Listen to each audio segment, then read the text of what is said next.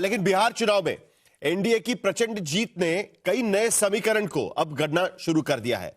उसके साथ साथ कई सियासी मिथकों को भी तोड़ दिया है, क्योंकि आमतौर पर मुस्लिम यादव समीकरण की बात की जाती थी और खास करके वो आरजेडी के साथ पक्के तौर पर खड़े, यह भी बात की जा रही थी। लेकिन जो सवाल चुनाव के पहले नीतीश कुमार को लेकर उठ रहे थे, इस अविश्वसनीय जीत के बाद नीतीश कुमार ने सारे सवालों का एक तरीके से जवाब दे दिया है। जिस मुस्लिम यादव फॉर्मूले की बात मैं कर रहा था और उस फॉर्मूले को महागठबंधन की जीत का संभावित कारण माना जा रहा था, उसी फॉर्मूले को लेकर अब सियासी विशेषज्ञ नया जवाब ढूंढ रहे हैं। हालांकि सबसे बड़ा मुद्दा नीतीश कुमार की मुख्यमंत्री पद की दावेदारी को लेकर है, जिस पर आज तमाम सहयोगी दलों ने समर्थन की मुहर लगा दी है। चिराग पासवान और संतोष मांझी ने नीतीश कुमार से पटना में मुलाकात की और खुलकर कह दिया कि नीतीश कुमार को ही चीफ मिनिस्टर बनना चाहिए। एक और साथी उपेंद्र कुशवाहा ने भी उनके नाम पर सहमति जताई है। अब देखना यह है कि ताजपोशी की क्या तारीख हो सकती है, लेकिन उससे पहले आज हम चर्चा करेंगे कि नीतीश की जीत के क्या कारण रहे हैं। 20 साल के बाद भी नीतीश ब्रांड बिहार के भीतर चल रहा है। भले वो पूरी अपने बलबूते पर बहुमत लाने में कामयाब नहीं रहा हो, लेकिन सत्ता की चाबी नीतीश कुमार के अलावा और किसी के पास नहीं है, यह भी एक बार साबित हो गया है। तो उस पर भी हम चर्चा करेंगे, लेकिन पहले यह रिपोर्ट देख लेते हैं।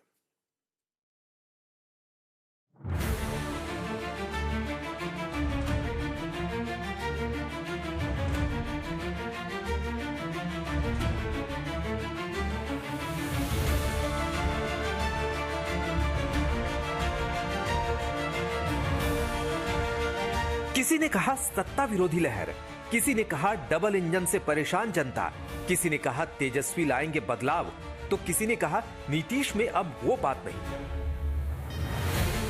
विरोधी कहते रहे, नीतीश सुनते रहे। एनडीए के सितारे भी ताबड़तोड़ रैलियां करते रहे और डबल इंजन के फायदे बताते रहे। नतीजा यह हुआ कि बिहार में नीतीश कुमार के नेतृत्व और चेहरे के दम पर इतिहास रचा गया। अब सारी सियासी आशंकाएं ध्वस्त हो चुकी हैं। विरोधियों के सारे अनुमान फ्लॉप शो बन चुके हैं। सोच से परे और समीकरणों से आगे बिहार के नतीजों ने एनडीए को डबल सेंचुरी के पार पहुंचा दिया। तो अब एक बार फिर नीतीश कुमार का कद सियासत के आसमान को छू रहा है। लेकिन इन सब के बीच एक सवाल जो पटना से लेकर दिल्ली के सियासी फिजाओं में तैर रहा है कि क्या नीतीश कुमार ही बिहार के मुख्यमंत्री बनाए जाएंगे। चुनाव से पहले भी यह सवाल उठा था, लेकिन इसका जवाब एनडीए के हर नेता की तरफ से एक ही आता था कि चुनाव नीतीश कुमार के नेतृत्व में ही लड़ा जा रहा है और सीएम फेस भी वही है। अब जबकि 89 सीटों के साथ बीजेपी बिहार के महासमर में सबसे बड़ी पार्टी बनकर उभरी है, तो फिर बिहार के सीएम को लेकर सस्पेंस बनाने की कोशिश की गई। हालांकि बीजेपी मुख्यालय में स्वागत समारोह के दौरान पीएम मोदी ने इसे सुशासन की जीत बताते हुए नीतीश समर्थकों का मनोबल जरूर बढ़ाया था। आज सिर्फ एनडीए की विजय ही नहीं हुई है, ये लोकतंत्र की भी विजय है। भारत के लोकतंत्र पर भरोसा करने वालों की भी विजय है। इस चुनाव ने भारत के चुनाव आयोग पर जनता के विश्वास को और मजबूत किया है। इतना ही नहीं, पीएम मोदी ने बिहार में कामयाबी का एमवाय फॉर्मूला भी देश के सामने रखा, जिसकी नींव में कहीं ना कहीं नीतीश सरकार की नीतियां भी रही हैं।